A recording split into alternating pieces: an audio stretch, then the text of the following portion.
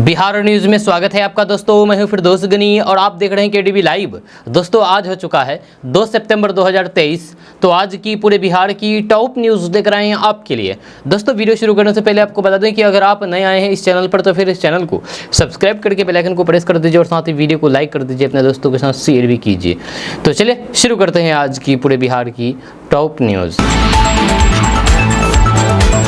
दोस्तों आज बिहार न्यूज की शुरुआत टॉप हेडलाइन के साथ करते हैं। तो बात करते हैं कि मिशन बिहार को लेकर के बीजेपी का सीट बंटवारे का फॉर्मूला तय, जाने किस दल को मिलेगी कितनी सीटें।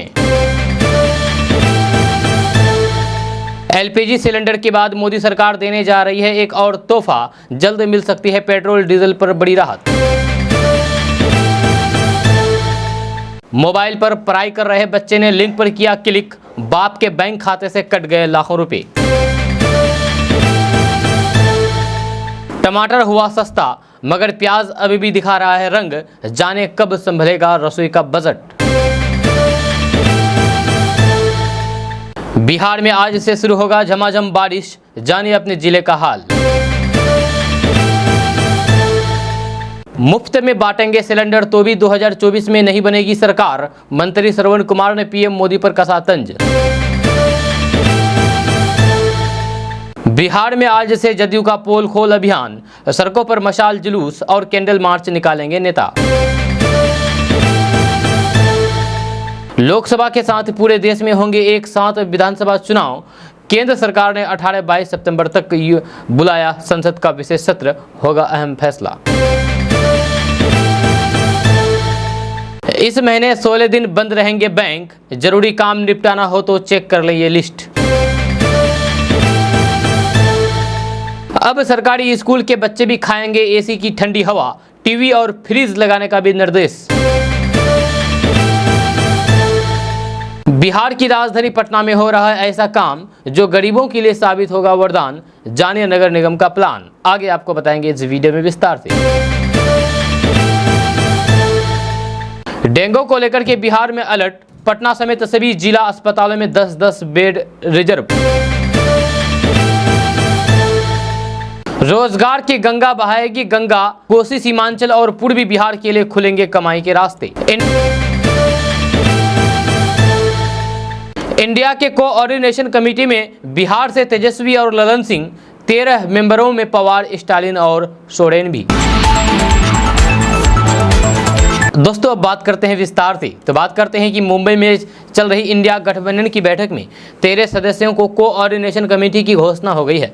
बिहार से उप मुख्यमंत्री तेजस्वी यादव और जदयू के राष्ट्रीय अध्यक्ष ललन सिंह इसके मेंबर बनाए गए हैं। इस मौके पर भाकपा माले के अध्यक्ष दीपांकर भट्टाचार्य ने कहा है कि जिस संकट का हम सामना कर रहे हैं अभूतपूर्व संकट है। आज़ादी के बाद हिंदुस्तान ने ऐसा संकट कभी भी झेला नहीं है या कभी देखा नहीं है, और जाहिर सी बात है जब संकट इतना गहरा हो, इतना बड़ा हो, इतना व्यापक हो, तो फिर इस संकट से देश को उबारने के लिए संकल्प भी बहुत बड़ा होना चाहिए और संघर्ष भी बहुत बड़ा चाहिए, और इसके लिए संवाद भी जबरदस्त चाहिए। माले महासचिव ने कहा कि मोदी सरकार के संरक्षण में हो रहे अडानी घोटाले का ताना बाना खुल करके सामने आ गया है।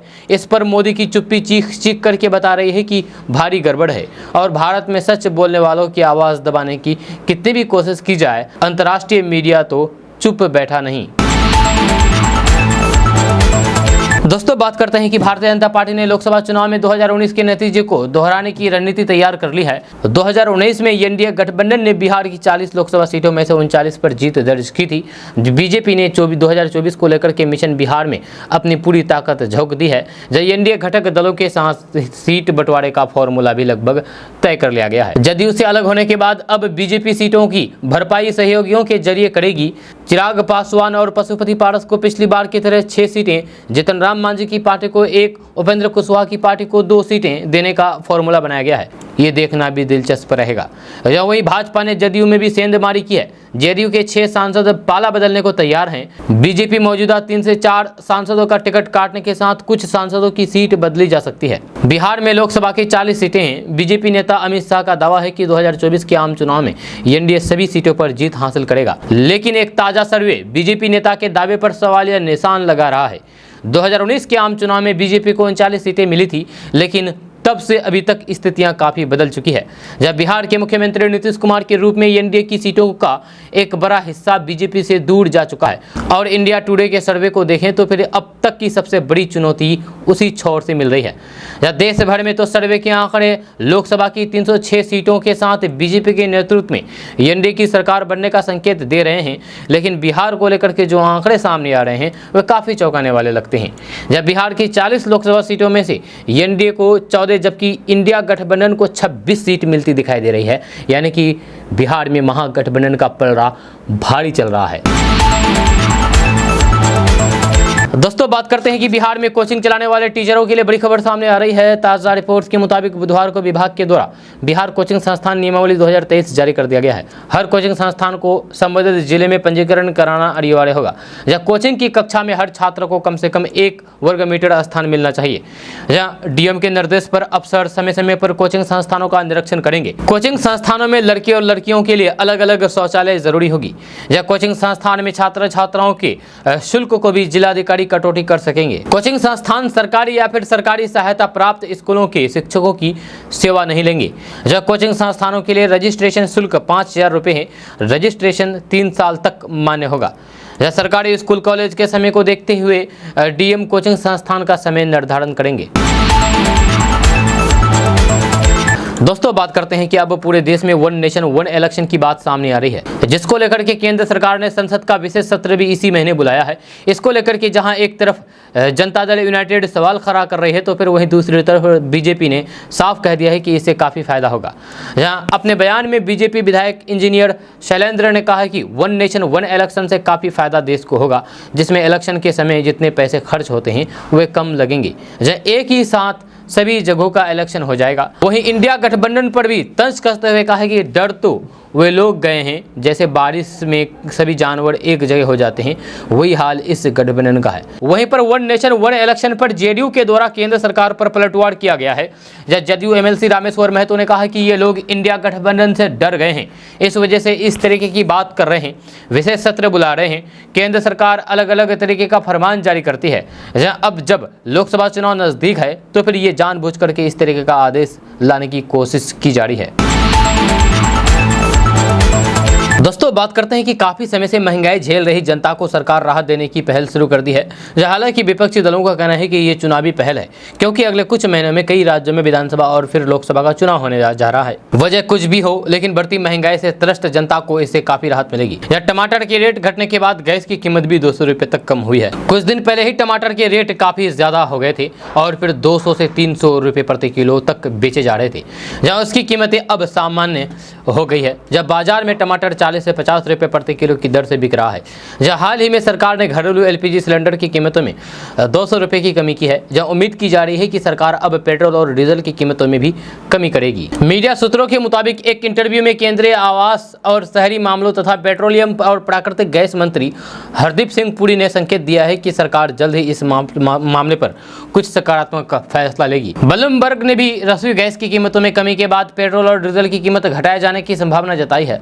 ब्लूमबर्ग के मुताबिक महंगाई दर कम करने के लिए सरकार अगले कुछ दिनों में कई कदम उठा सकती है। दोस्तों बात करते हैं कि अपने काम के लिए बाहर से पटना पहुंचने वाले लोगों को अगर रात ठहरने की ज़रूरत हो तो अब उसके लिए महंगे होटलों में जाने की ज़रूरत नहीं है।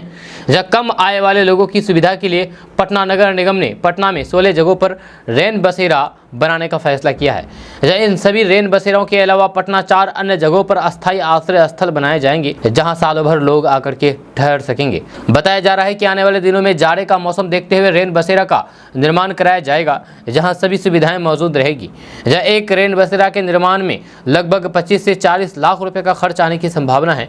जहाँ वही आश्रय स्थल में निःशुल्क ठहरने की व्यवस्था के साथ फ्री वाईफाई के अलावा मुफ्त में आरओ वाटर भी मुहैया करवाया जाएगा। जब पटना में जिन 16 जगहों पर रैन बसेरा का निर्माण कराया जाएगा उनमें शामिल स्थल इस प्रकार है जो आपको बताने जा रहे हैं। वह है हार्डिंग रोड हज भवन के बगल में, उसके बाद जगदेव पथ पुल के नीचे, उसके बाद वैशाली गोलंबर, उसके बाद बीएन कॉलेज के पास, बहादुरपुर आरओबी के नीचे, मलाही पकड़ी मंदिर के निकट, राजेंद्र नगर आरओबी के नीचे, भूतनाथ रोड पानी टंकी के पास, कंकरबाग मेनदाता हॉस्पिटल के नजदीक, पाटलिपुत्र स्टेशन के पास, बांस घाट के सामने चौक शिकारपुर आरओबी के पास कंगन घाट के नजदीक रैन बसेरा बनेंगे। अस्थायी आश्रय स्थलों का निर्माण छोटी पहाड़ी आर ब्लॉक शेखपुरा मोड़ NIT मोड़ के पास किया जाएगा। पटना के 16 जगहों के साथ 4 अस्थायी आश्रय स्थलों में कोई भी जाकर के रात भर बिना किसी शुल्क के रह सकता है। यहाँ रहने वाले लोगों के लिए सिर्फ पहचान पत्र होना जरूरी है। यहाँ चादर गद्दा रजाई के साथ साथ वाईफाई की भी मुफ्त सुविधा दी जाएगी। पीने का पानी RO वाटर दिया जाएगा। दोस्तों बात करते हैं कि बिहार में डेंगू के मामले बढ़ रहे हैं। इसे लेकर के स्वास्थ्य विभाग की ओर से सतर्कता बढ़ा दी गई है।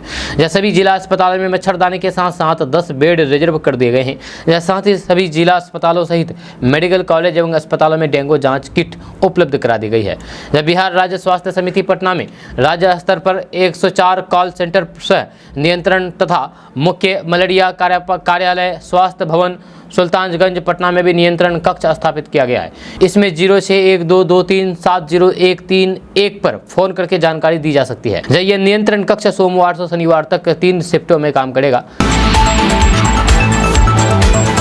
दोस्तों बात करते हैं कि विपक्षी दलों यानी कि इंडिया की तीसरी बैठक से पहले बिहार के डिप्टी CM तेजस्वी यादव ने एक बार फिर से केंद्र की भाजपा सरकार पर निशाना साधा है।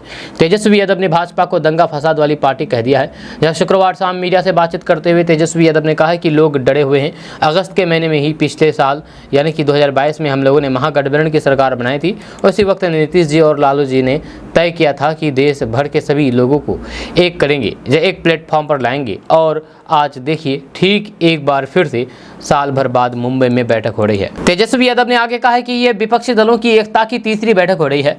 इसके कई मायने हैं। लोग चाहते थे कि एक सही विकल्प रखा जाए, ऐसा लोग चाहते थे। हमें पूरा विश्वास है कि जो लोकतंत्र और फिर संविधान को खत्म करना चाहते हैं, देश का इतिहास बदलना चाहते हैं, जो दंगा फसाद कराने वाली पार्टी है, 2024 के चुनाव उसे लोग करारा जवाब देना चाहती है। इसलिए हम सब लोग एक हुए हैं। अगर हम लोग एक नहीं होते तो फिर जनता हमें माफ नहीं करती। वहीं पर तेजस्वी यादव ने रसोई गैस के दामों में कमी पर भी केंद्र सरकार पर तंज कसा है। उन्होंने कहा है कि अगर हम आपकी जेब से 5000 रुपये निकाल करके 200 रुपये वापस कर दें तो बताइए आपको फायदा हुआ या नुकसान। देश के लोग सच्चाई जानते हैं कि मोदी सरकार आगामी चुनाव को देखते हुए ऐसा कर रही है। ये एक चुनावी स्टंट है, ये बेवकूफ़ बनाने वाली बात है।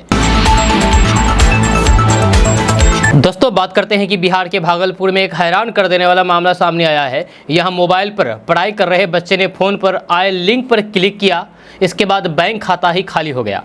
जब भागलपुर जिले में साइबर अपराधियों द्वारा विभिन्न वेबसाइटों पर लिंक भेज करके लोगों के बैंक खाते को खाली करने का सिलसिला जारी है। भागलपुर के साइबर थाना में कुछ इसी तरीके का मामला सामने आया है। जब मुंगेर जिला के धरहरा में स्थित महाराणा की रहने वाली प्राची प्रभा, जो कि वर्तमान में भागलपुर के मायागंज इलाके में रहती है, उन्होंने साइबर थाना में आवेदन देकर के 12 जुलाई से 16 जुलाई के बीच अपने 4 अलग अलग बैंक खातों में अवैध रूप से किए गए पैसों के ट्रांजैक्शन को लेकर के केस दर्ज कराया है। दर्ज आवेदन में लिखा है कि उनका बेटा मोबाइल से पढ़ाई कर रहा था। इसी दौरान मोबाइल स्क्रीन पर एक लिंक आया, जिसे क्लिक करते ही गूगल पे का पेज खुल गया। उस पर अलाउ के ऑप्शन पर क्लिक करते ही OTP फीड करने का ऑप्शन आया। जैसे ही उनके बेटे ने मोबाइल पर आए OTP को उसमें डाला, उनके खाते से अवैध निकासी शुरू हो गई। बैंक से हुए अवैध ट्रांसफर का उन्होंने स्टेटमेंट निकाला है, जिसमें 4 अलग अलग लोगों के बैंक खाते में कुल 2,23,365 रुपये का अवैध ट्रांजैक्शन किया गया है। यह मामले में साइबर पुलिस ने केस दर्ज करके अगरतर कार्रवाई शुरू कर दी है। ऐसे में अगर आप भी अपने बच्चे को मोबाइल फ़ोन देते हैं यूज़ करने के लिए, तो आप होशियार हो जाइए, नहीं तो फिर आपको कंगाल बना करके छोड़ सकता है। आपके बैंक अकाउंट पूरी तरीके से खाली कर देगा जहाँ आपका बच्चा, अगर आप अपने बच्चे को मोबाइल फ़ोन इस्तेमाल करने के लिए देते हैं। क्योंकि साइबर ठगी करने के लिए तरह तरह का जुगाड़ अपनाता है। अगर आप भी अपने बच्चों को मोबाइल फ़ोन चलाने के लिए देते हैं तो फिर साइबर ठग आसानी से आपको ठग सकता है। दोस्तों बात करते हैं कि भारत में त्योहारी सीजन की शुरुआत हो गई है, मगर सरकार की कोशिश के बाद भी आम लोगों को खाने पीने की चीज़ों की महंगाई से राहत मिलती नहीं दिख रही है। जब कुछ दिनों पहले टमाटर की कीमत के कारण थाली का स्वाद खराब हुआ था, वहीं अब प्याज लोगों का पसीना निकाल रही है। जब अभी खुदरा में प्याज की कीमतें 30 से 35 रुपये तक पहुँच गई है, मगर जानकार बताते हैं कि सितंबर के महीने में उसकी कीमत वर्तमान कीमत से 2 गुनी तक बढ़ सकती है।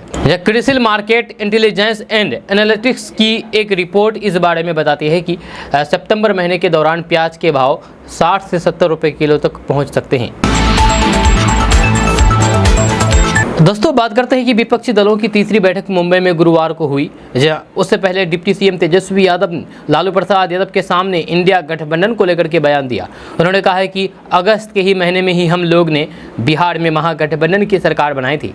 इसके बाद से ही लालू प्रसाद यादव और नीतीश कुमार ने तय किया था कि पूरे देश भर में सभी विपक्षी दलों को एकजुट करेंगे और फिर एक प्लेटफॉर्म पर लाएंगे। एक साल बाद अगस्त महीने में ही विपक्षी दलों की बैठक हुई। इसके कई मायने हैं। जनता की पुकार पर हम सभी एक साथ इकट्ठा हुए हैं। तेजस्वी यादव ने कहा है कि लोग चाहते थे कि उसके सामने सही विकल्प रखा जाए। जनता की मांग पर हम समसामयिक मुद्दों को लेकर के खड़े हैं। पूरा भरोसा है कि जो पार्टी संविधान और लोकतंत्र को खत्म करना चाहती है, दंगा फसाद वाली जो पार्टी है, उसको जनता करारा जवाब देगी। हम एक नहीं होते तो फिर जनता हमें माफ नहीं करती। इंडिया की जीत होगी। दोस्तों बात करते हैं कि भारतीय स्टेट बैंक यानी कि SBI ने अप्रेंटिस भर्ती 2023 अधिसूचना जारी की है, जहां पंजीकरण प्रक्रिया 1 सितंबर 2023 को शुरू हो गई और 21 सितंबर 2023 को बंद हो जाएगी। ये भर्ती अभियान संगठन में 6160 पदों पर की जाएगी। उम्मीदवार केवल एक राज्य के लिए आवेदन कर सकते हैं। इस परियोजना के तहत उम्मीदवार केवल एक बार परीक्षा में शामिल हो सकते हैं। आवेदन शुरू होने की तारीख 1 सितंबर 2023 है, जो आखिरी तारीख 21 सितंबर 2023 है। जो उम्मीदवार आवेदन करना चाहते हैं उनके पास किसी मान्यता प्राप्त विश्वविद्यालय संस्थान से स्नातक की डिग्री होनी चाहिए। चयन प्रक्रिया में ऑनलाइन लिखित परीक्षा और फिर स्थानीय भाषा की परीक्षा शामिल होगी। लिखित परीक्षा में 100 प्रश्न होंगे और फिर अधिकतम अंक 100 हैं। सामान्य अंग्रेजी की परीक्षा को छोड़ करके लिखित परीक्षा के लिए प्रश्न 13 क्षेत्रीय भाषाओं में सेट किए जाएंगे। इसमें अंग्रेजी और हिंदी भाषा के अलावा असमिया, बंगाली, गुजराती, कन्नड़, कोंकणी, मलयालम, मणिपुरी, मराठी, उड़िया, पंजाबी, तमिल, तेलुगु, उर्दू शामिल है। दोस्तों बात करते हैं कि बिहार में इन दिनों मानसून की सक्रियता में थोड़ी कमी आई है, लेकिन एक बार फिर से 2 से 4 सितंबर के बीच बिहार के विभिन्न हिस्सों में बारिश और फिर वज्रपात को लेकर के मौसम विभाग ने की ओर से येलो अलर्ट जारी किया गया है। यह मौसम पूर्वानुमान में अगले कुछ दिनों में राज्य भर में अच्छी बारिश की संभावना जताई गई है। जहां मौसम विज्ञान केंद्र के अनुसार अगले 24 घंटे के दौरान बक्सर, भोजपुर, रोहतास, भभुआ, सीतामढ़ी, मधुबनी और दरभंगा समेत राज्य के दक्षिण पश्चिमी और फिर उत्तर मध्य भागों में कई स्थानों पर हल्की से मध्यम वर्षा हो सकती है। मौसम विभाग 2 और 3 सितंबर को बिहार के 19 जिलों में बारिश और वज्रपात को लेकर के येलो अलर्ट जारी किया है। जहाँ वहीं बिहार राज्य में इस साल 1 जून से 30 अगस्त के बीच मानसून की अवधि में सामान्य से 26% कम बारिश हुई है। मौसम विभाग के आंकड़ों के अनुसार मानसून की इस अवधि में बिहार में 768 मिलीमीटर बारिश होती है, लेकिन इस बार वास्तविक रूप से 569 मिलीमीटर बारिश हुई है। इधर नेपाल के जलग्रहण क्षेत्र में हो रही बारिश और फिर अलग अलग स्थानों पर बराज से पानी छोड़े जाने के कारण बूढ़ी गंडक, बागमती, कोसी समेत विभिन्न नदियां कई जगहों पर खतरे के निशान से ऊपर बह रही है। जब कोसी नदी में आए उफान से जिले के विभिन्न पंचायतों में बाढ़ का पानी घुस गया है, जिससे लोगों को काफी परेशानी हो रही है। दोस्तों बात करते हैं कि बिहार में जदयू के नेता से लेकर के कार्यकर्ता तक सड़क पर उतर करके बीजेपी का पोल खोल अभियान शुरू किया है। शुक्रवार यानी कि 1 सितंबर से जातिगत जनगणना को लेकर के बीजेपी के खिलाफ पोल खोल अभियान चला रहा है।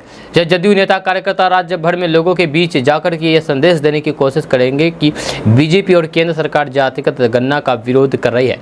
जेडीयू के प्रदेश अध्यक्ष उमेश कुशवाहा ने कहा कि केंद्र सरकार द्वारा जाति आधारित गणना रोकने की साजिश रची जा रही है। इस मुद्दे के साथ साथ केंद्र सरकार की अन्य जन विरोधी नीतियों के खिलाफ जनता दल यूनाइटेड 3 चरणों में राज्यव्यापी पोल खोल अभियान चलाएगी, जिसके प्रथम चरण का आगाज शुक्रवार यानी कि 1 सितंबर से हो गई है। जब उन्होंने बताया है कि इस अभियान के तहत पटना सहित बिहार के तमाम जिला मुख्यालय से मशाल जुलूस एवं कैंडल मार्च निकाला जाएगा, जिसमें पार्टी के कई वरिष्ठ नेतागण, जिला के पदाधिकारी एवं कार्यकर्तागण सैकड़ों की संख्या में मौजूद रहेंगे। 1 से 5 सितंबर तक चलने वाले प्रथम चरण में सभी जिला मुख्यालय में मशाल जुलूस एवं कैंडल मार्च निकाला जाएगा। दूसरे चरण में 7 से 12 सितंबर तक प्रखंड मुख्यालय में मशाल जुलूस एवं कैंडल मार्च का आयोजन किया जाएगा एवं तीसरे यानी कि अंतिम चरण में 15 से 20 सितंबर तक पार्टी के सभी पदाधिकारीगण अपने अपने घरों में काला झंडा लगा करके मौजूदा सरकार के खिलाफ विरोध प्रदर्शन करेंगे, यानी कि मोदी सरकार के खिलाफ विरोध प्रदर्शन करेंगे। जदयू के पोल खोल अभियान पर बीजेपी ने चुटकी लेते हुए कहा है कि जातिगत गणना के मुद्दे पर जब महागठबंधन की सरकार की दाल नहीं गली तो फिर अब जनता को बरगलाने की कोशिश कर रहे हैं। बीजेपी शुरू से ही जातिगत गणना की हिमायती रही है और बीजेपी ने 2 बार जातिगत गणना को लेकर के अपना पूरा समर्थन दिया था। अब जब जदयू को इस मुद्दे पर जाति का कार्ड खेलने का मौका नहीं मिला तो फिर इस तरीके की ओछी राजनीति कर रही है। दोस्तों बात करते हैं कि बिहार विद्यालय परीक्षा समिति ने राज्य के यानी कि बिहार के सरकारी मान्यता प्राप्त माध्यमिक एवं उच्च माध्यमिक स्कूलों में कक्षाओं में 75% उपस्थिति अनिवार्य कर दी है। 10वीं एवं 11वीं की वार्षिक परीक्षा में उन्हीं विद्यार्थियों को शामिल होने की अनुमति दी जाएगी जिनकी उपस्थिति न्यूनतम 75% रहेगी। यह परीक्षा समिति ने कहा है कि हाल में 75% से कम उपस्थिति वाले मामले में 60% तक के मामले तथा 60% से नीचे के मामले में छूट के संबंध में कुछ बिंदुओं का जिक्र किया गया था जिसे निरस्त कर दिया गया है। अब किसी भी मामले में अथवा किसी भी परिस्थिति में 75% से कम उपस्थिति में किसी प्रकार की छूट नहीं दी जाएगी। शिक्षा विभाग द्वारा छुट्टी में कटौती के बाद रक्षाबंधन के दिन गुरुवार को प्राथमिक से लेकर के उच्च माध्यमिक स्तर के स्कूल खुले रहे। जब विद्यालय में शिक्षकों की उपस्थिति 100% रही लेकिन विद्यार्थियों की संख्या बहुत कम थी। जिले के अधिकांश विद्यालयों का यही हाल रहा। जहाँ अधिकांश प्राथमिक एवं माध्यमिक विद्यालयों में मिड डे मील रिपोर्ट में बच्चों की उपस्थिति कम रही। दोस्तों बात करते हैं कि बिहार के बक्सर में ग्रामीण कार्य मंत्री श्रवण कुमार एक दिवसीय दौरे पर पहुंचे थे। इस दौरान उन्होंने पत्रकारों का जवाब देते हुए कहा कि केंद्र की सरकार 2022 तक पूरे देश में सभी गरीबों को पक्का मकान बनाने की घोषणा की थी, लेकिन 2018 से लेकर के 2023-24 तक एक भी लक्ष्य केंद्र सरकार ने मकान बनाने के लिए राज्य को नहीं दिया, केवल झूठे वादे करती है। साथ ही उन्होंने कहा है कि भारत सरकार की ओर से रक्षाबंधन से पहले गैस सिलेंडर की कीमत 200 रुपये की कटौती करने पर तर्ज कसते हुए श्रवण कुमार ने कहा है कि पहले 400 के गैस सिलेंडर का दाम बढ़ा करके 1250 रुपये कर दिया और अब उनमें से 200 रुपये की कटौती इसलिए की क्योंकि देश में चुनाव है। इस बार मुफ्त में भी गैस सिलेंडर बांट देंगे तो भी इनकी सरकार बनने वाली नहीं है क्योंकि देश की जनता इनकी चुनावी नब्ज को पकड़ ली है। इंडिया गठबंधन ने भारतीय जनता पार्टी के नेताओं की बेचैनी बढ़ा दी है और फिर यही कारण है कि वे इंडिया गठबंधन को लेकर के अनाप शनाप बयान दे रहे हैं, लेकिन इस बार कुछ भी कर ले इनकी सरकार जानी तय है। ये कहना है बिहार के मंत्री श्रवण कुमार का। आपको बता दें कि 2024 के लोकसभा चुनाव को लेकर के इंडिया गठबंधन के नेताओं में काफी उत्साह दिखाई दे रहा है। यही कारण है कि इंडिया गठबंधन के नेता लगातार जिले में दौरा करके बिहार सरकार में चलने वाली योजनाओं की समीक्षा कर रहे हैं और फिर लोगों को गोलबद्ध कर रहे हैं। दोस्तों बात करते हैं कि ऑटो के जरिए लगातार हो रही आपराधिक घटनाओं को कम करने के लिए ट्रैफिक एसपी पूरन झा ने एक नया निर्देश जारी किया है। जब पटना के ट्रैफिक एसपी पूरन झा ने एक नया निर्देश जारी किया है। अब ऑटो चालकों को ऑटो पर नाम, पता, मोबाइल नंबर और ड्राइविंग लाइसेंस नंबर लिखना अनिवार्य कर दिया गया है। जहाँ इसके अलावा थाना का भी नाम लिखना होगा। जब पुलिस ने अब ऑटो चालकों की निगरानी शुरू कर दी है। जब पटना में यातायात नियम का पालन करवाने के लिए लगातार यातायात व्यवस्था को दुरुस्त किया जा रहा है। ऑटो चालकों का भी अब कैमरे से चालान काटा जाएगा। यह जल्द ही ये कार्रवाई शुरू कर दी जाएगी। यही नहीं, अगर ऑटो चालक जहां तहां अपनी गाड़ी को खड़ा करके सवारी बैठाएंगे या फिर उतारेंगे तो फिर उस पर भी जुर्माना लगाया जाएगा। यह ट्रैफिक एसपी ने निर्देश देते हुए कहा है कि सभी ऑटो चालक अपने अपने रूट में ऑटो चलाएं और जहां तहां ऑटो को खड़ा ना करें। मिली जानकारी के अनुसार यातायात पुलिस डाटाबेस तैयार कर रही है जिससे ये पता चल सकेगा कि किस रूट में कितनी ऑटो चल रहे हैं। जैसे सभी ऑटो चालकों का मोबाइल नंबर और फिर ड्राइविंग लाइसेंस और रजिस्ट्रेशन नंबर यातायात पुलिस के पास मौजूद रहेगा। जिस रूट का परमिट है उसी रूट में ऑटो चलाना अनिवार्य होगा। यातायात पुलिस एक नई पहल भी की है। जो ऑटो चालक नियम के साथ ऑटो चलाएंगे उन्हें महीने के अंत में पुरस्कृत भी किया जाएगा। जब ट्रैफिक एसपी ने यात्रियों को सुझाव देते हुए कहा कि अगर वे ऑटो पर बैठ रहे हैं तो फिर नंबर का फोटो खींच ले या फिर नोट कर ले। जब ऑटो में सवार होने से पहले ऑटो का नाम, पता, मोबाइल नंबर जरूर देख लें। जब हो सके तो फिर मोबाइल से उसका फोटो भी खींच ले। ये व्यवस्था इसलिए की जा रही है कि पिछले 6 महीने के अंदर कई ऑटो चालकों के द्वारा यात्रियों के साथ लूटपाट की घटनाओं को अंजाम दिया गया है। दोस्तों बात करते हैं कि बागेश्वर धाम से एक नाबालिग लड़की के लापता होने का मामला सामने आया है। नाबालिग की उम्र 12 वर्षीय है जहां और वह अपने माता पिता के साथ बिहार के नालंदा जिले से आई हुई थी। जब लड़की पिछले 3 दिनों से धाम के परिक्रमा मार्ग से लापता है। जब बेटी के लापता होने से माता पिता बेहद परेशान हैं। उन्होंने एसपी से मदद की गुहार लगाई है। जानकारी के अनुसार संतोष पांडे एवं शोभा पांडे अपनी बेटी के साथ बागेश्वर धाम आए हुए थे। संतोष पांडे ने बताया है कि उन्हें अपनी बेटी पर प्रेत बाधा होने की शंका थी जिसके चलते वे धाम आए थे। 27 अगस्त की दोपहर उनके परिवार धाम पहुंच गया था। जहाँ 2 दिन तक वह धाम में रहे और फिर बाबा के दरबार में शामिल हुए। लेकिन 29 अगस्त को प्रेत दरबार में जाने के लिए सेवादारों ने मेरी बेटी को अन्य लोगों के साथ आगे कर दिया और हमें पीछे रहने को कहा। लेकिन कुछ देर बाद जैसे ही प्रेत बाधा से ग्रसित लोगों की परिक्रमा खत्म हुए तो फिर हमारी बेटी हमें नहीं दिखी। जहाँ हम लोगों ने आसपास ढूंढा लेकिन उसका कोई भी अता पता नहीं चला। संतोष पांडे एवं शोभा पांडे अपनी बेटी के लापता हो जाने के बाद स्थानीय बमीठा थाना पहुंचे। वहां जाकर के बेटी को खोजने के लिए एक आवेदन दिया और पुलिस से बेटी को ढूंढने के लिए मदद मांगी। जब पीड़ित परिवार का आरोप है कि उनकी बेटी को लापता हुए 3 दिन हो गए हैं, लेकिन स्थानीय पुलिस ने उसे तलाशने में ना तो हमारी मदद की और ना ही कोई भी सार्थक प्रयास किया। यही वजह है कि संतोष पांडे और शोभा पांडे ने एसपी ऑफिस पहुंच करके एक आवेदन देते हुए अपनी बेटी को खोजने के लिए एसपी अमित सांघी से गुहार लगाई है।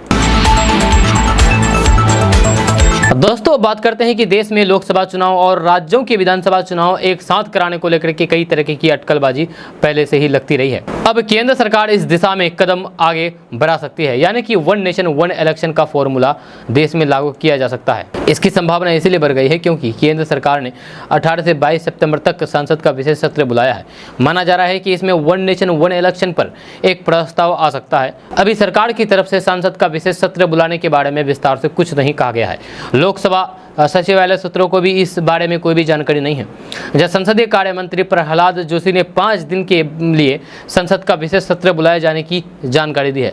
ये बैठक संसद के नए भवन में होने की जानकारी है, जहाँ इस दौरान करीब 10 विधायक पेश किए जा सकते हैं। यह केंद्रीय सचिवालय के अधिकारियों और फिर राजनीतिक दलों को इतने भर से संतुष्ट नहीं हो रहा है। यह सभी को लग रहा है कि सरकार कुछ बड़ा करने वाली है, जब विपक्षी धड़ों के कुछ नेताओं को लग रहा है कि केंद्र की सत्ताधारी बीजेपी अगले साल अप्रैल मई में होने वाले लोकसभा चुनावों को आगे बढ़ा सकती है और फिर अपने पुराने एजेंडे का 1 नेशन 1 इलेक्शन का ऐलान करके सबको चकित कर सकती है, सबको चौंका सकती है। वहीं पर कांग्रेस सांसद राहुल गांधी ने कहा है कि केंद्र सरकार का ये कदम थोड़ी सी घबराहट को दर्शाता है। राहुल गांधी पहले से ही कह रहे हैं कि सरकार डरी हुई है, ऐसे में वे हार के डर से कोई भी कदम उठा सकती है। दूसरी तरफ कांग्रेस के वरिष्ठ नेता जयराम रमेश समेत कुछ अन्य कांग्रेस नेताओं ने विपक्षी गठबंधन इंडिया की बैठक और फिर अडानी समूह पर ताज़ा खुलासे से ध्यान हटाने के लिए इसे मोदी स्टाइल में समाचार चक्र का प्रबंधन करार दिया है। वहीं जानकारों का यह भी कहना है कि केंद्र सरकार कई ऐसे विधायकों को पारित करने की तैयारी में है जो पिछले लंबे समय से लंबित है। चूंकि अब शीतकालीन सत्र ही इस सरकार के कार्यकाल का अंतिम पूर्ण सत्र होगा, इसीलिए उनके पहले मोदी सरकार कुछ बड़े बदलाव वाले विधेयकों को पारित करने की तैयारी में है। यह साथ ही अगर समय से पहले लोकसभा के चुनाव होते हैं तो फिर उसके लिए बेहद जरूरी है कि केंद्र सरकार अपने कुछ अंतिम निर्णयों को अंतिम रूप दे दे। जब बिहार के मुख्यमंत्री नीतीश कुमार और पश्चिम बंगाल की मुख्यमंत्री ममता बनर्जी भी पहले ही आशंका जाहिर कर चुकी हैं कि देश में समय से पहले लोकसभा का चुनाव हो सकता है, या ऐसे में संभव है कि लोकसभा चुनाव के साथ ही 1 नेशन 1 इलेक्शन को लेकर के कोई बड़ा निर्णय लिया जाए। दोस्तों, बात करेंगे कि सितंबर महीने की शुरुआत हो गई है, जहाँ इस महीने में कई पर्व और त्यौहार पड़ रहे हैं। इसके चलते सरकारी से लेकर के प्राइवेट ऑफिसों में भी छुट्टियां रहेगी। इसका मतलब ये हुआ कि सभी तरह के दफ्तरों में लोग काम करने नहीं आएंगे। जहाँ ऐसे में सरकारी और फिर प्राइवेट बैंक भी पर्व त्योहारों पर बंद रहेंगे। इसलिए ज़रूरी काम निपटाने से पहले ये खबर आप ध्यान से सुन लें, वरना बाद में आपको समस्या भी हो सकती है। आरबीआई ने सितंबर महीने में पड़ने वाली हॉलीडे को लेकर के, यानी कि छुट्टियों को लेकर के एक लिस्ट जारी की है। इस लिस्ट के मुताबिक इस महीने पूरे देश में कुल 16 दिन बैंक बंद रहेंगे। इसमें हर एक सप्ताह में पड़ने वाले संडे और फिर महीनों का दूसरा और चौथा शनिवार भी शामिल है। जहाँ खास बात यह है कि इस महीने 18, 19 और फिर 20 सितंबर को लगातार 3 दिन बैंक बंद रहेंगे। इसी तरीके से 27, 28 और 29 सितंबर को भी पर्व त्योहारों की वजह से बैंक लगातार 3 दिन नहीं खुलेंगे, यानी कि बैंकिंग से जुड़ा हुआ किसी भी तरह का काम नहीं हो पाएगा। इसलिए आप 17 और 26 सितंबर को ही बैंकिंग से जुड़े हुए सारे काम निपटा लें, वरना 3 दिनों तक बैंक खुलने का इंतजार करना पड़ेगा। आपको बता दें कि सितंबर महीने में श्री कृष्ण जन्माष्टमी और फिर गणेश चतुर्थी 2 बड़े पर्व पड़ रहे हैं। ये पर्व लगभग पूरे देश में मनाए जाते हैं। जहाँ इसके अलावा नुआखाई, श्री नारायण गुरु समाधि दिवस, महाराजा हरि सिंह जी की जयंती, श्रीमंत शंकरदेव का जन्मोत्सव, मिलाद शरीफ और इंद्रजा त्यौहार भी है। ऐसे में इन पर्व त्योहारों पर बैंक बंद रहेंगे। खास बात यह है कि अलग अलग राज्यों में अलग अलग पर्व त्योहारों के अनुसार बैंक बंद रहेंगे। दोस्तों बात करते हैं कि बिहार में सरकारी स्कूलों में पर्व त्योहारों की छुट्टियों कटौती के विरोध में भाजपा ने मोर्चा खोल दिया है। भाजपा ने आदेश के विरोध में 2 सितंबर को यानी कि आज सभी जिला मुख्यालय में सरकार का पुतला दहन करने का निर्णय लिया है। जब भाजपा बिहार प्रदेश के अध्यक्ष सम्राट चौधरी ने गुरुवार को सरकारी स्कूलों में छुट्टी कटौती को तुष्टिकरण बताते हुए कहा कि हम लोग तुष्टिकरण इसलिए कर रहे हैं कि सरकार जन्माष्टमी, छठ पूजा, दुर्गा पूजा की छुट्टी में कटौती कर रही है, लेकिन चहलुम और हजरत साहब से संबंधित छुट्टी कम नहीं की है। सम्राट चौधरी ने कटाक्ष करते हुए कहा कि लालू प्रसाद यादव की पार्टी राजद के शासनकाल में जन्माष्टमी की छुट्टियां खत्म कर दी गई थी। सरकार बच्चों के साथ अन्याय कर रही है। पर्व त्योहार पर जब बच्चे स्कूल जाएंगे ही नहीं तो फिर शिक्षक पढ़ाएंगे किसको। उन्होंने सरकार से कहा है कि छुट्टी कटौती के आदेश को वापस लिया जाना चाहिए। शुक्रवार को भाजपा का एक प्रतिनिधिमंडल राजधानी पटना में अपर मुख्य सचिव जिला शिक्षा विभाग से मिला है, तथा सभी जिला मुख्यालय पर पार्टी के प्रतिनिधिमंडल जिला शिक्षा पदाधिकारी से मिलकर के इस आदेश को वापस लेने की मांग से संबंधित ज्ञापन सौंपा है। इसके बाद 2 सितंबर यानी कि आज सभी जिला मुख्यालय पर बिहार सरकार का पुतला फूंका जाएगा। उन्होंने ये भी कहा है कि पूर्णिया प्रमंडल के कई सरकारी विद्यालयों की साप्ताहिक छुट्टी शुक्रवार को होती है, लेकिन इस पर कोई कार्रवाई नहीं की गई है। दोस्तों अब सरकारी स्कूल के बच्चे भी प्रचंड गर्मी के दिनों में एसी की ठंडी हवा खाएंगे। शिक्षा विभाग ने बिहार के माध्यमिक स्तर के स्कूलों में एसी, फ्रिज, टीवी निर्धारित किराए पर लेकर के लगाने का निर्णय लिया है। जी हाँ, जब किराए का भुगतान प्रति माह स्कूलों के छात्र और फिर विकास कोष से किया जाएगा। ये सारे इलेक्ट्रॉनिक उपकरण उपलब्ध कराने वाली एजेंसी भी तय कर ली गई है। जहाँ शिक्षा विभाग के निदेशक सह अपर सचिव सुबोध कुमार ने राज्य सभी जिला शिक्षा पदाधिकारियों को पत्र लिखा गया है। कहा गया है कि supply and installation of home and office supply appliance से प्रति माह किराए पर स्कूलों में एसी और फिर टीवी लगवाया जाए। इलेक्ट्रॉनिक उपकरणों का सबसे अधिक उपयोग राज्य शिक्षा शोध एवं प्रशिक्षण परिषद एवं राज्य के सरकारी शिक्षक प्रशिक्षण संस्थानों के आवासीय प्रशिक्षण कार्यक्रमों में किया जाएगा। इलेक्ट्रॉनिक उपकरणों को किराए पर लेने के लिए L1 agency messrs Balaji agrotech agency से संपर्क करने के लिए कहा गया है। जहाँ तय किराए में रखरखाव का खर्च भी शामिल है। जहाँ एक स्कूल के एक ही कमरे के लिए एसी, टीवी और फिर फ्रिज किराए पर मुहैया कराया जाएगा। ये सुविधा उन स्कूलों को दी जाएगी जहाँ के प्रधान अध्यापक इसकी मांग करेंगे। प्रधान अध्यापक तय करेंगे कि वे अपने स्कूल में कहाँ लगाएं। दोस्तों बात करते हैं कि बिहार में सितंबर माह में कठिन मौसमी दंश से गुजरेगा। जहाँ सावन में कमोबेश अच्छी तरह सक्रिय रहा मानसून भादों में कमजोर रह सकता है। जहाँ दरअसल IMD यानी कि मौसम विभाग ने सितंबर के पहले पखवाड़े में कम बारिश होने का पूर्वानुमान जारी किया है। जहाँ इस समयावधि के दौरान बिहार में दिन और रात का तापमान सामान्य से अधिक रहने के आसार हैं। IMD की आधिकारिक रिपोर्ट के मुताबिक सितंबर के पहले सप्ताह में पूरे बिहार हल्की बारिश की संभावना है। ये सामान्य से कम रहेगी। जब दूसरे हफ्ते में मानसून के कमजोर रहने की वजह से प्रदेश में यानी कि बिहार में सामान्य से कम बारिश रहने के आसार हैं। जहाँ IMD की दीर्घकालीन पूर्वानुमान रिपोर्ट के मुताबिक सितंबर के पहले दोनों सप्ताह में उच्चतम तापमान सामान्य से अधिक रहने के आसार हैं। जहाँ सितंबर के पहले हफ्ते में बिहार के उत्तर पूर्व, दक्षिण मध्य और फिर दक्षिण पूर्व में उच्चतम तापमान 34 से 36 डिग्री सेल्सियस और फिर प्रदेश के यानी कि बिहार के बचे हुए हिस्सों में पारा इससे भी अधिक 36 से 38 डिग्री सेल्सियस के बीच रह सकता है। सितंबर के दूसरे हफ्ते में प्रदेश के यानी कि बिहार के उत्तर पश्चिम के कुछ हिस्सों में पारा 38 डिग्री सेल्सियस तक पहुंच सकता है। बचे हुए हिस्सों में भी अधिकतम तापमान सामान्य से अधिक रहने की संभावना है। कमोबेश बिहार का न्यूनतम तापमान भी सामान्य से अधिक रहने के आसार हैं। जब बिहार के अधिकतर हिस्सों में न्यूनतम तापमान 26 से 28 डिग्री सेल्सियस के बीच रहने के आसार हैं। जब सितंबर के दूसरे सप्ताह में उत्तर पूर्व को छोड़कर के बचे हुए हिस्सों में न्यूनतम तापमान सामान्य के आसपास रहने की संभावना है। जिन जिलों में सूखे जैसे हालात रहेगी उसमें है अरवल, औरंगाबाद, बेगूसराय, भभुआ, भोजपुर, गया, गोपालगंज, जमुई, लखीसराय, नवादा, पटना, रोहतास, सहरसा, सारण, शेखपुरा, सीतामढ़ी और पश्चिमी चंपारण जिले में बारिश सामान्य से 35 से 51% तक कम हुई है। जहाँ इन जिले में कमोबेश सूखे जैसे हालात हैं। जहाँ सितंबर में ये हालात और गहरा सकते हैं। कम बारिश के हालातों से प्रभावित होने वाले जिलों में सबसे अधिक दक्षिण पूर्व बिहार जिले हैं। मध्य बिहार में पटना जिला भी कम बारिश की चपेट में है। धान का कटोरा कहे जाने वाले जहानाबाद क्षेत्र में कम बारिश हुई है। दोस्तों बात करते हैं कि किशनगंज के धर्मगंज नया बस्ती की रहने वाली एक इंटर की छात्रा के लापता होने का मामला सामने आया है। यह छात्रा के लापता होने की शिकायत परिवार वालों ने थाने में दर्ज कराई है। दर्ज प्राथमिक के अनुसार उनकी पुत्री एक हाई स्कूल की छात्रा है। वह अपने घर से पूजा करने के लिए निकली थी। जब वह शाम तक नहीं लौटी तो तब परिवार वालों को चिंता होने लगी। उसने घर के लोगों को भी स्पष्ट कुछ भी नहीं बताया था। जब इसके बाद बच्ची की काफ़ी खोजबीन की गई। जब खोजबीन के बाद भी वह नहीं मिली। छात्रा ने अपना मोबाइल भी घर में ही छोड़ दिया था। थक हार करके न्याय की गुहार लगाने सदर थाना पहुंची। जहाँ इधर पुलिस बच्ची के खोजबीन में जुट गई है। जहाँ वही परिवार वालों को किसी अनहोनी की चिंता सता रही है। जब बच्ची की याद में परिवार वालों की आंखों से आंसू निकल पड़े हैं। दोस्तों बात करते हैं कि बिहार में खेती करने वाले किसानों के लिए सरकार के द्वारा कई तरह की योजनाएं चलाई जा रही है, लेकिन सही जानकारी नहीं होने के कारण बिहार के किसान इन योजनाओं का लाभ नहीं उठा पा रहे हैं। अभी इसी विषय में जानने की कोशिश करेंगे कि बिहार में किसानों के लिए कौन कौन सी योजना चल रही है। तो बात करते हैं कि डीजल अनुदान योजना चल रही है बिहार के किसानों के लिए। यह डीजल अनुदान योजना के तहत किसानों को 1 लीटर डीजल पर 75 रुपये का अनुदान दिया जा रहा है। यह किसानों को अधिकतम 8 एकड़ फसल की सिंचाई के लिए अनुदान मिलेगा। इसके लिए आवेदन कर सकते हैं। वहीं पर बागवानी विकास मिशन योजना चल रहा है। इस योजना के तहत सरकार किसानों को केला की खेती करने के लिए इकाई लागत पर 50% तक का अनुदान दे रही है।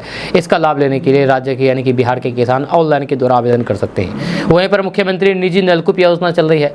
इस योजना के तहत निजी नलकूप लगाने के लिए सामान्य वर्ग के किसानों को 50%, जबकि पिछड़ा और फिर अति पिछड़ा वर्ग के किसानों को 70%, अनुसूचित जाति जनजाति वर्ग के किसानों को 80% अनुदान मिलेगा। वहीं पर एकीकृत बागवानी मिशन योजना चल रहा है। जब बिहार सरकार एकीकृत बागवानी मिशन योजना के तहत मशरूम की खेती करने पर 50% यानी कि 10 लाख रुपए तक का अनुदान दे रही है। दोस्तों आज का न्यूज़ बस ये तक। कैसा लगा आपको नीचे कमेंट बॉक्स में कमेंट करके जरूर बताइएगा। अगर आप हमारे चैनल पर नए आए तो फिर चैनल को सब्सक्राइब करके बेल आइकन को प्रेस कर दीजिए और साथ ही वीडियो को लाइक कर दीजिए। अपने दोस्तों के साथ शेयर भी कीजिए। तो चलिए मिलते हैं फिर नेक्स्ट वीडियो के साथ। तब तक के लिए जय हिंद, जय बिहार।